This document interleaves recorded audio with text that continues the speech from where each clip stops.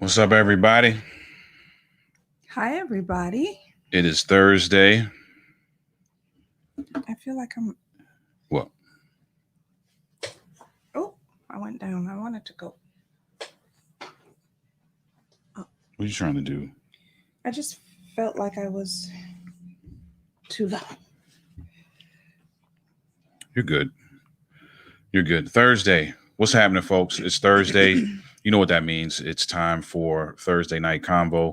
We are doing right now what we are asking you to do, which is to share this video. Share this video on your timeline so that we can get some folk in this conversation. We are not going to be long today at all. Period. Not going to be long. Okay. Let me go ahead and share this real quick. Hope everybody's having a good. Do I need to speak into the mic? Not necessarily. Oh. I mean, keep it close to you just so, folk can hear. Well, I hope everybody's having a good week. Let's throw the comments up. Go ahead. 9,089 of COVID quarantine life. Something like that. Feels like that, doesn't it? Some kids are going back to school. Like yes, in school you're right.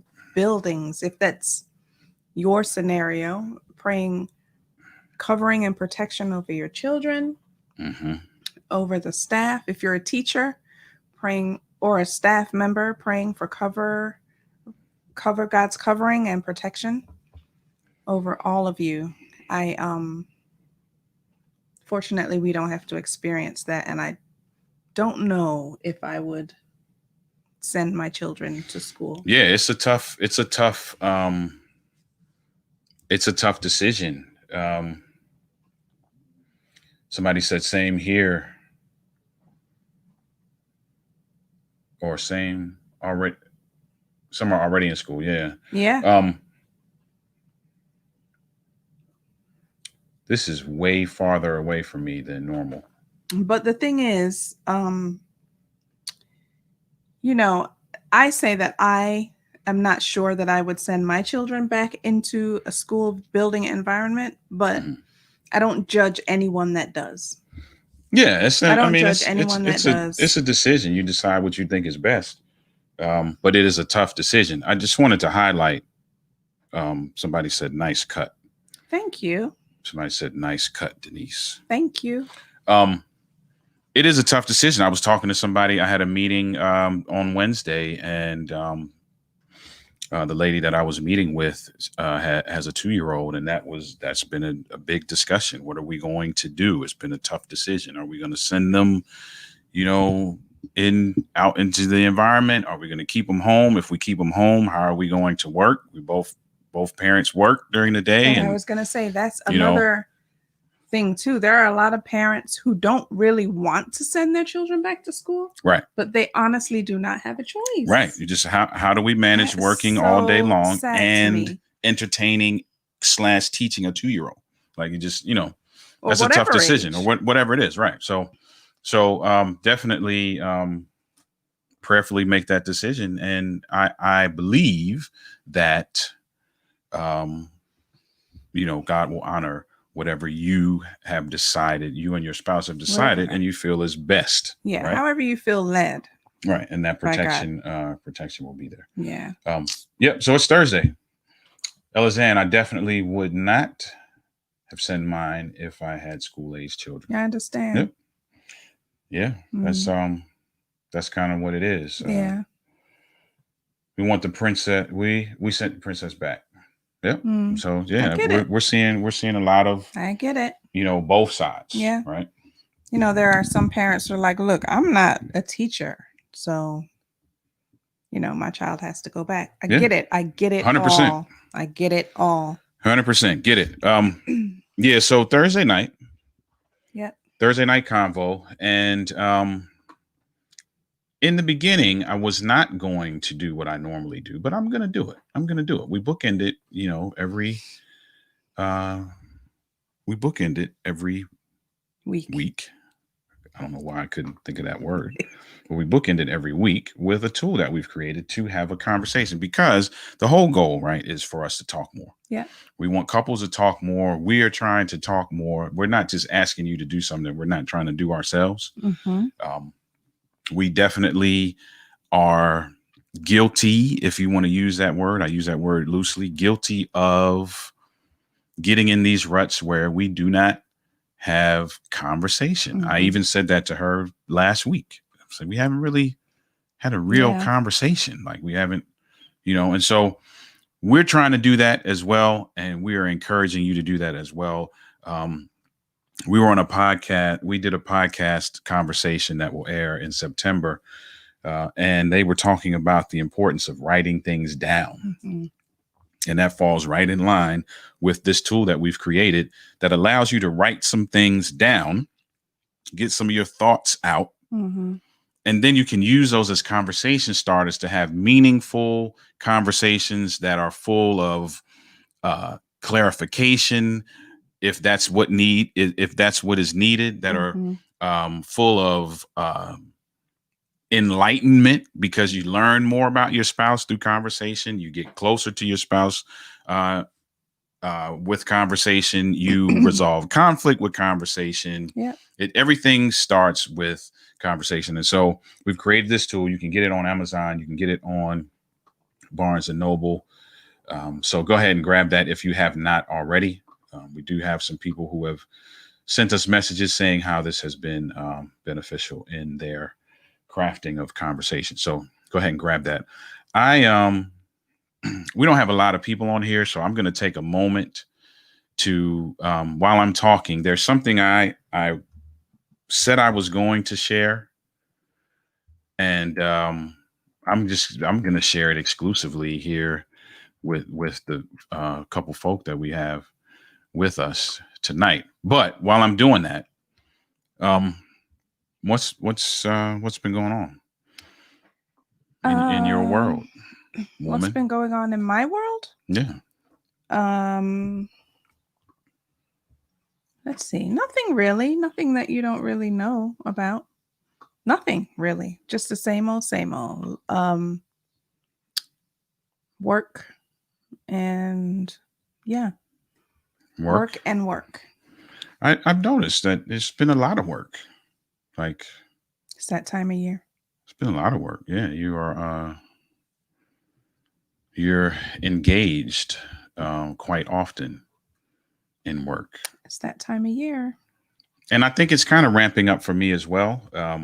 This week has been a little bit busier than it's normally been. Let me throw this picture in here real quick, because I want some folk to see this. Let's go here. So anyway, we're not going to be long tonight, but I did want to, and we're not talking about WAP tonight. We're not going to talk about that. I'm just letting you know. Why did you say that though? I'm just curious as to why you said. I didn't necessarily want to talk about it. Just because that's the, Oh yeah. That seems to be, well, let me clarify a statement. That seems to be the topic of conversation in a particular circle. Yeah, that's crazy. It's not everywhere. Like, I'm not hearing it everywhere, but I am hearing it in a particular circle. You know what's funny is if we would have said something like, we're going live WAP or something like that. Oh yeah, there would have been a ton of people. We would have had a lot of people for some reason. In that particular circle, we would have had a lot of people. But whatever. I have no comments whatsoever about that. You don't care? Nah, it's a non-issue. It's a song. There's a million songs that talk about the same thing. Okay, we're not talking about it, but we are. All right, so we're done. Okay, so I got the picture up in here. So listen, I want to share something with you guys. All right. And I didn't do it like it's supposed to be done. So it's actually going to be covering our faces on the screen, but I want to share something that's happening this weekend. On Sunday, I am doing a panel discussion, and the panel discussion is, I'm going to say it's for men, but it's really for everybody.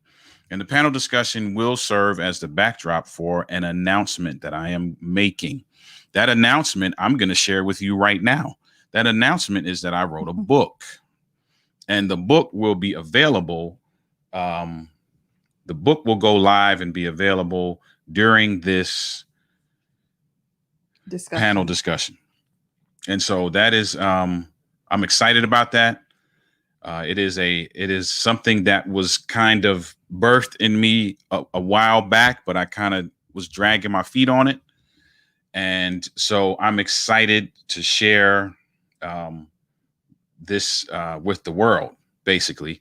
The name of the book is the same name as the title of the discussion, which is Overcoming the Man Laws. So if you are around at 5 p.m. on Sunday, 5 p.m. Eastern time, join us. You will already know the announcement because I kind of gave it away. I gave it away here, and I had planned on doing that anyway because there's not a million people watching this usually. So make sure that you are there for that. So we want to show you that. And let your husbands know, yes, your brothers, your uncles, your nephews. Everybody. Everybody. If you are a man, you need this book. Period. If you know a man, you need this book. I dare say if you used to be a man, you need this book. That was a stretch, but I was on a roll. So I kept going. But yeah, seriously, all jokes aside, I am excited about this. And you know, I'm happy to share it. I'm ready to share it. So we got some other comments. Did I miss some comments? I don't know. I don't see a chat on here. There's a chat on there, but I don't know that there's anybody watching on YouTube. Okay. No problem. All right. So yes, but we're not talking about it. Not at all. We're not talking about it. Husband said, what? He's listening. All right. So I did say we weren't going to be long, but I do want to, I got a question to ask you, right? And this came up in our conversation last week, right? And if you didn't see last week's, we had a guest on last week, a phenomenal couple, and you must go to YouTube to see that. You must go to YouTube to see that. Mia, what's happening? What's going on? It's my girl. So there was something mentioned in that conversation last week, and Leah said something. She was using this as an example, and she said that you should not ask for God to take away your sexual urges, but that you should. I forgot the exact words, but she said that you should ask for God to manage them, right? Okay. So, and I don't know if you remember me saying that's funny that you would say that because it was a conversation. So it's not going to be long. I promise you. Do you feel like, here's the backdrop. Let me give you the backdrop for the question, right? We talked to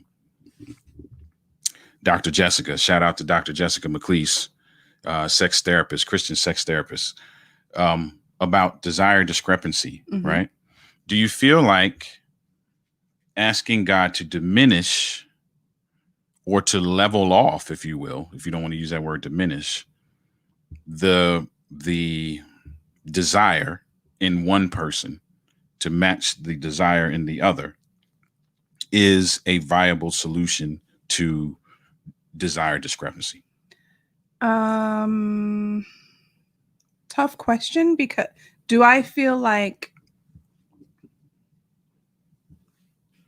if I ask God to for example, to diminish your drive to match mine that's lower, is that what you're saying? Right. Do I feel like is that a viable solution to desire discrepancy?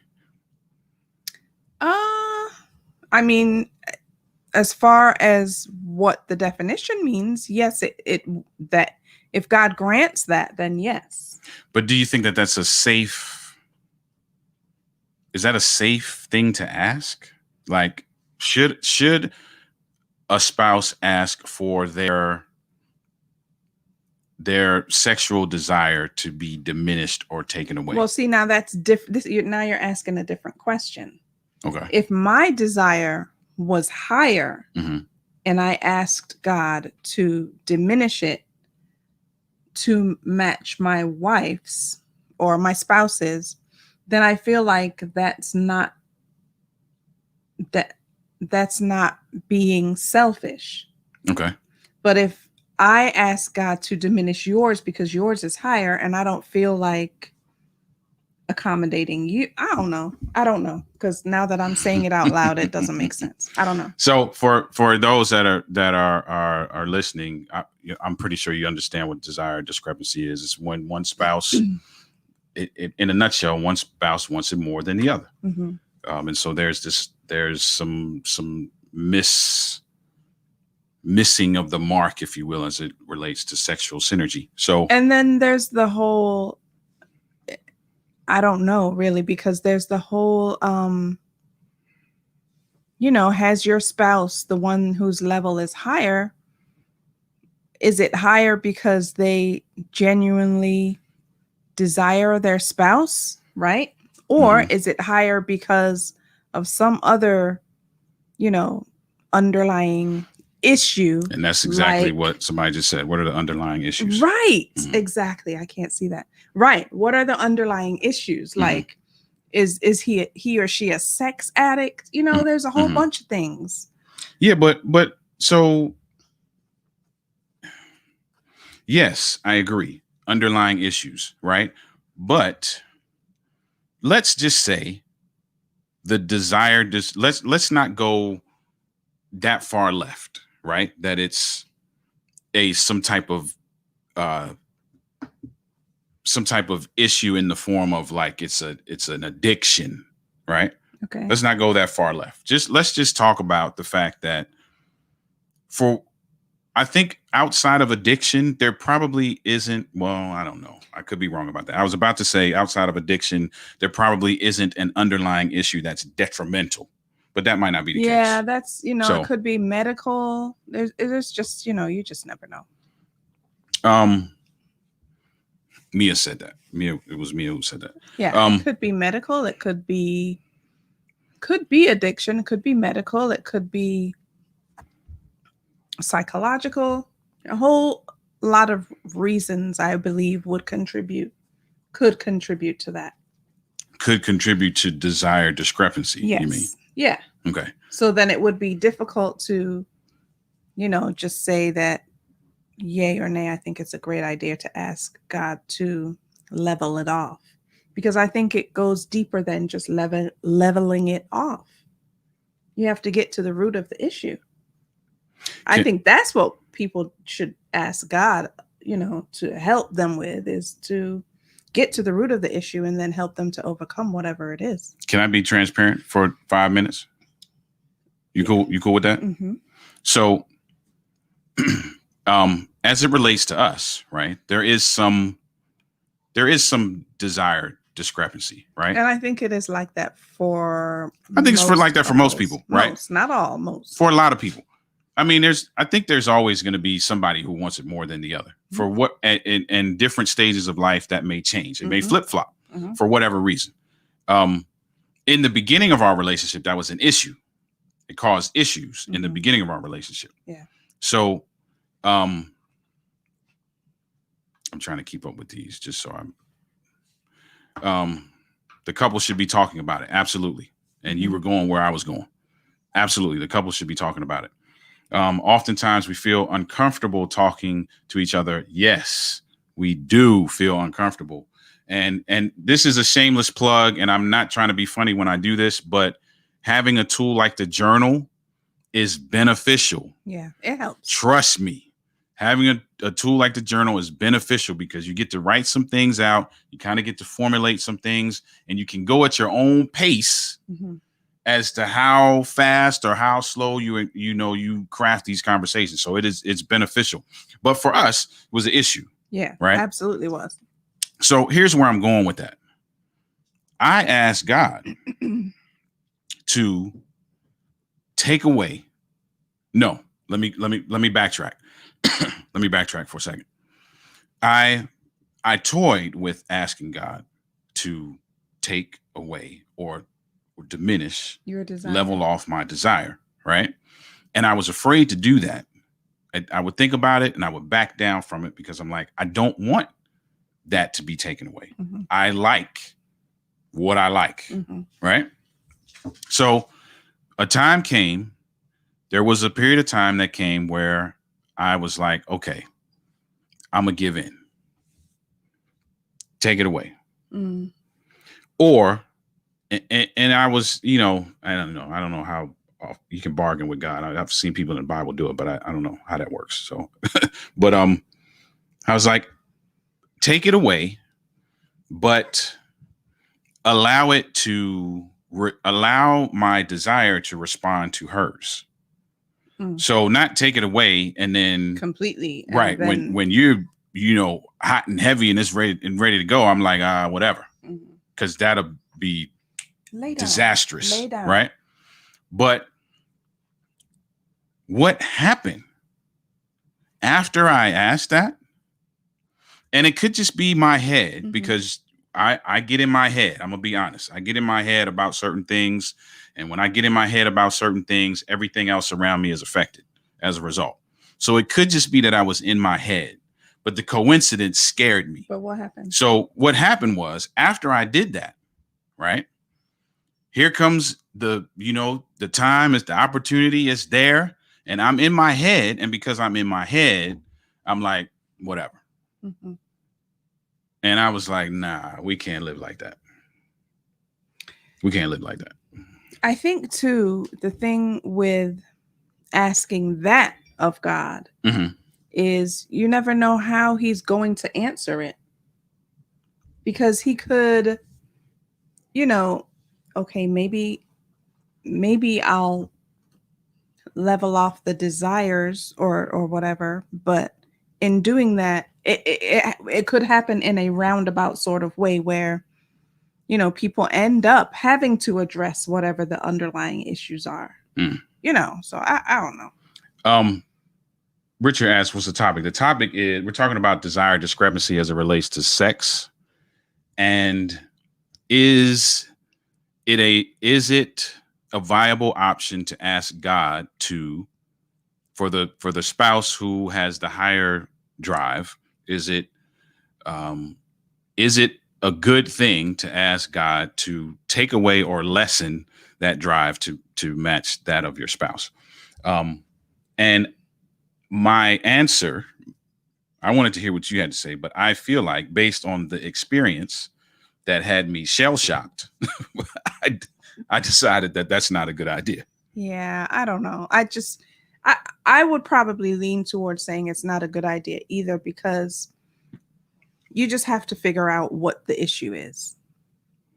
And so, leveling off the desires probably would not help, because then what you think might have happened to you could happen. Mm-hmm. Or, resentment could even kick in.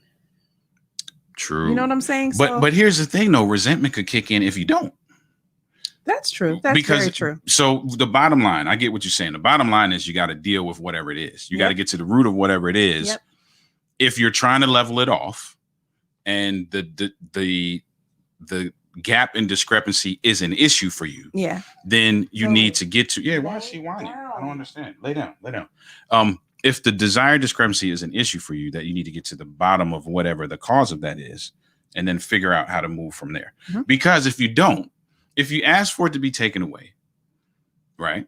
If you do what I did and you have the experience that I did, then you're going to be like, nah, that was my reaction. I was like, nah, that ain't cool.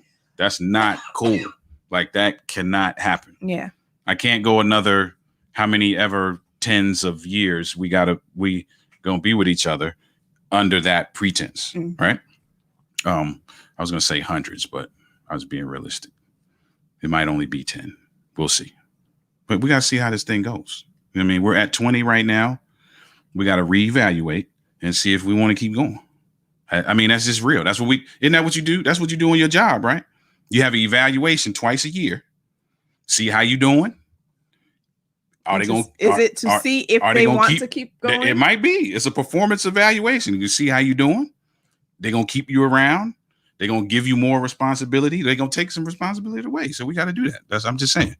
I'm just keeping a 100. All right. Let's see what we got. I'd say no, because his or her sex drive is God-given. Okay. I agree. I would agree with that. However, I think that this is what happens in, I wouldn't say all relationships, but I think this is typical for many relationships where the sex drive in the beginning, sorry if you hear our dog whining, I'm not sure why she's whining. The sex drive in the beginning doesn't remain that way. And so, yes, it's God-given, but does it change? Does what God give you change? You know what I'm saying? I know what you're saying. I think that if it's God-given, which I believe it is, then how it was in the beginning is how it should remain. And I believe that most relationships, not all, but many relationships, that's not the case. It doesn't remain the same. Hey, sorry. Go upstairs. Go to your crate. Go to your crate. Because you're whining for no reason. I hear what you're saying. So yes, I do believe it's God-given though, but if God gave you a certain level of sex drive in the beginning, then that's what we should work with. That's what it should be. Yeah, for lack of a better phrase. Richard said I'd say maybe I should do what I need to do to match my spouse's drive. Yes. Yes. I agree with that. The question, I think, the follow-up question I would have for that, though, is what happens if you can't? Because you might not be able to. You might not ever be able to match your spouse's drive for whatever reason. It's just all conversation, honestly. So it's all conversation. You got to have a conversation. You can't be going about this without having a conversation. Not for it to be productive anyway. I don't believe. Okay. Because, I have to let you know, I'm trying to match yours, but for whatever reason I can't. Okay. Yeah, I think it's just, we just it boils down to conversation. Which I think is the answer to this question. So if it's not cool, then how do you resolve it? And I think you resolve it with conversation. But here's what I think has to happen. Let me tell you what I think has to happen. I'm going to tell you what I think has to happen based on what we have done in the past, right? What I think has to happen is that each person has to take steps toward like what people would call meeting in the middle, right? You can't rely on one person to shoulder the burden, if you will, of sexual desire discrepancy, right? Because if one person shoulders the weight of that, one person could essentially become disgruntled. So if the person with the higher desire is like, okay, you know what? I'm going to curb my desire. I'm going to lessen it. I'm just going to suppress. After a while, that's going to be a problem. Yeah. The person who is like, okay, I need to try to raise my desire to meet yours. Same thing. After a while, they can be like, man, I'm doing too much. Right. So what we had to do was have a conversation about how we are going to make some strides to meet in the middle, so to speak. So I think, and that just speaks to what you're saying, right? That speaks to conversation. So let's see what we got.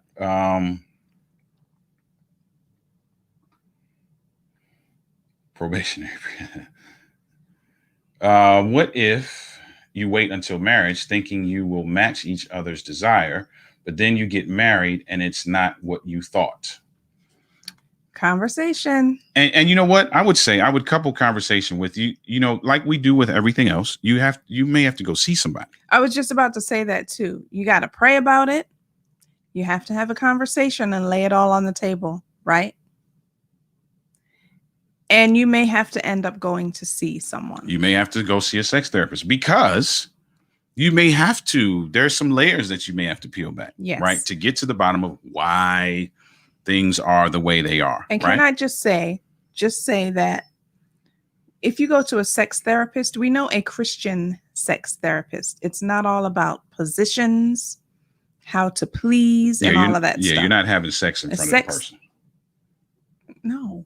I'm just saying that because some people have some really warped ideas of what sex therapy is. Like they're not like, hey, try this right now. It's not like that at all. At least it should not be. The Christian sex therapist that we know, it's not like that.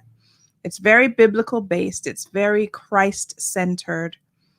And, she deals with getting to the root of the issue and how to help with intimacy holistically. Right. Now, you may have some homework, obviously. Yeah. As you would with any clinical session. There would be some things that, practical things you got to put in place. It's not all about positions and how to please and all that kind of stuff. At least definitely not in the beginning. So here's the thing. What do you do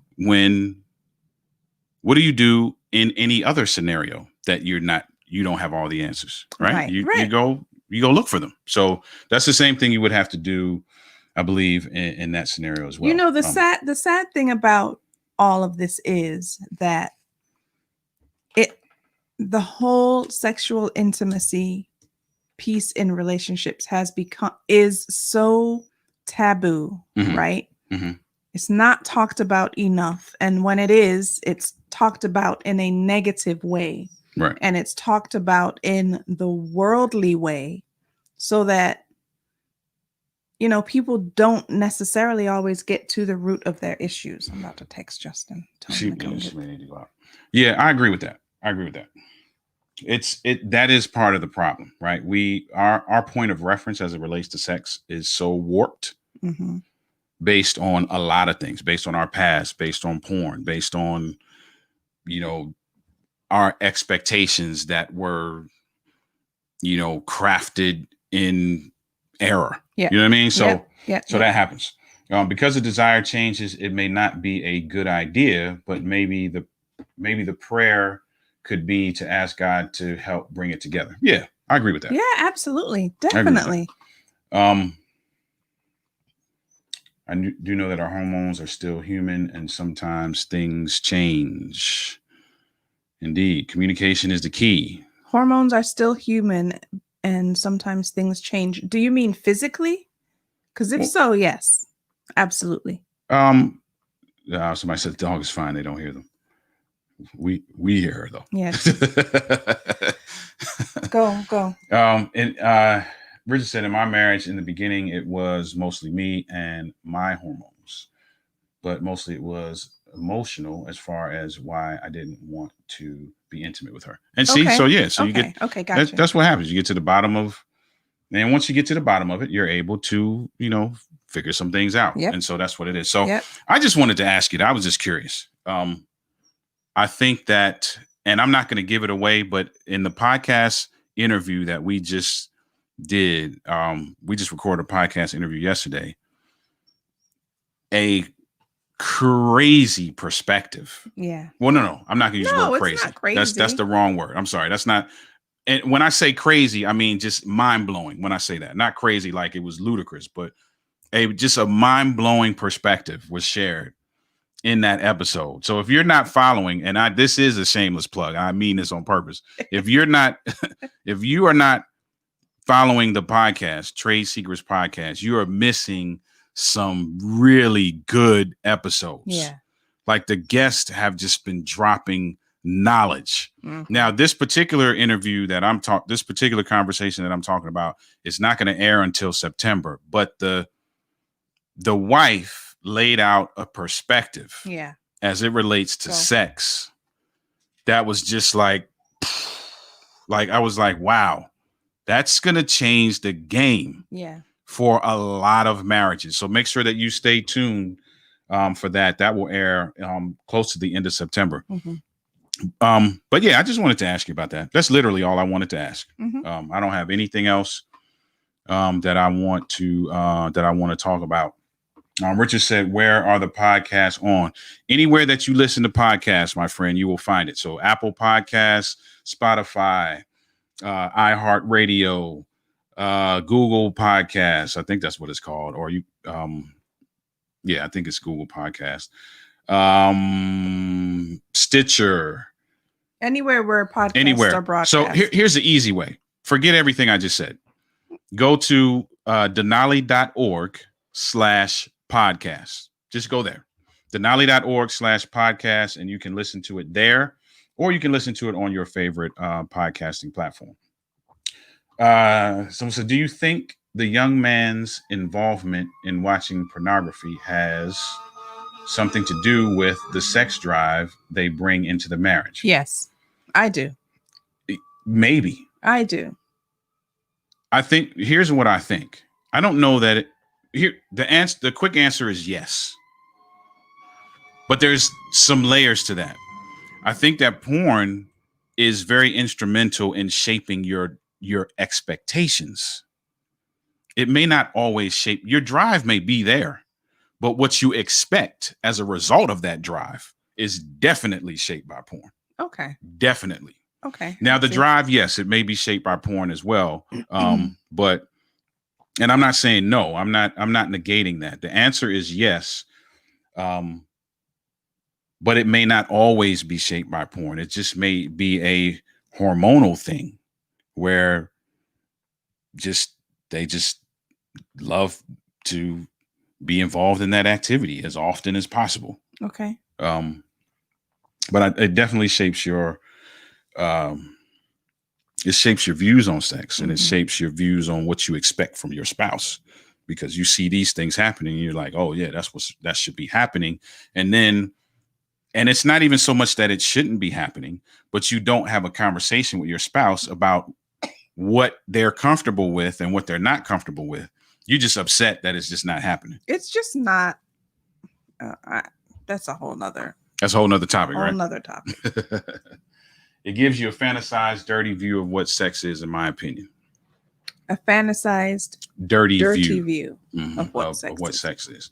Yeah. Yep. So, all right. So we out of here. I just wanted to bring that up. I'll bookend it the same way I bookend it, which is we have created a tool for you to have these kind of conversations. If you want to craft these kind of conversations, you don't know how to start these conversations, you're a little leery about starting these conversations, you don't know how they're going to respond, write some things down, let them check it out, give them some time to process it, and then come back to the table and start talking. So you can get this Have a Conversation journal at the places on your screen. Make sure you pick that up if you have not picked that up already.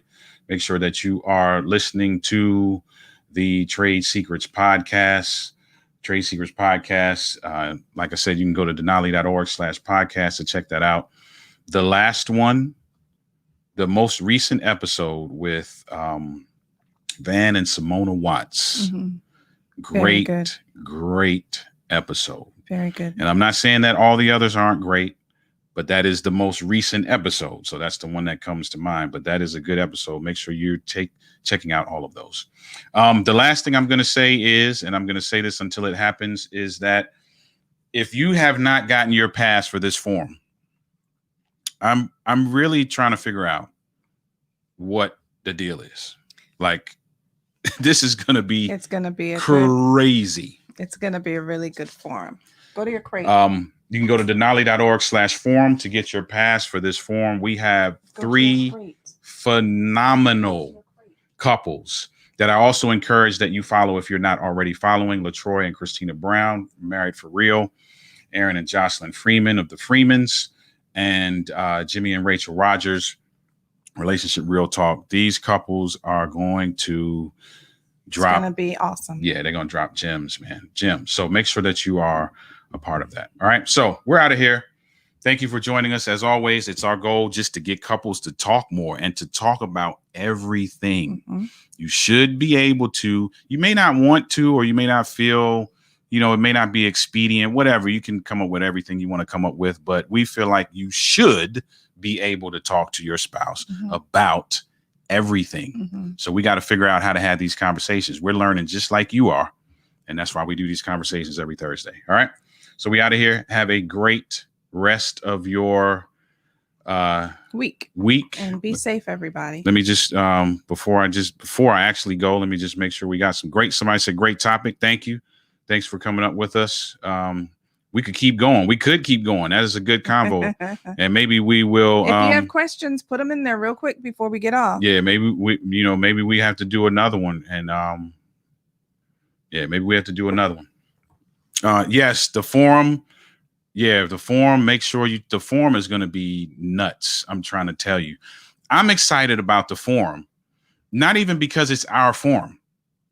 Literally. And I know people say all type of foolishness to promote their stuff. I mean this when I say this. I'm excited about the forum, not because it's ours. I'm excited because of the guests. Yeah, the couples are phenomenal. Like, we are literally going to be sitting back like, wow, like listening. We're going to be doing the same thing y'all are doing, just in awe. I'm trying to tell you right now, these are, don't take my word for it. Go find them. Yeah.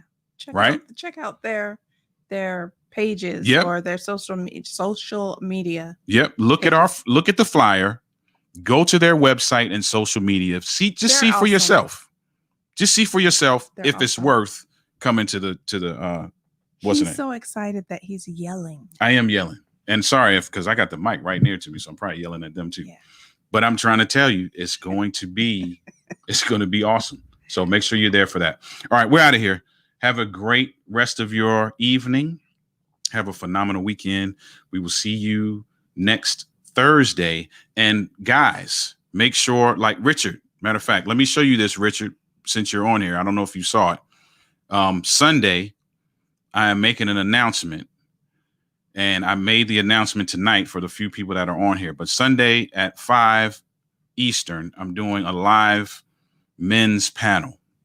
And it will serve as the backdrop for an announcement that I'm making. The announcement is that I wrote a book entitled Overcoming the Man Laws. That book will be available on Sunday. So make sure you're part of that live panel. We're going to discuss some things. We're going to have some man talk, man. We're going to talk about some man stuff. Mm-hmm. So make sure that you're a part of that. All right. That's it. We out of here.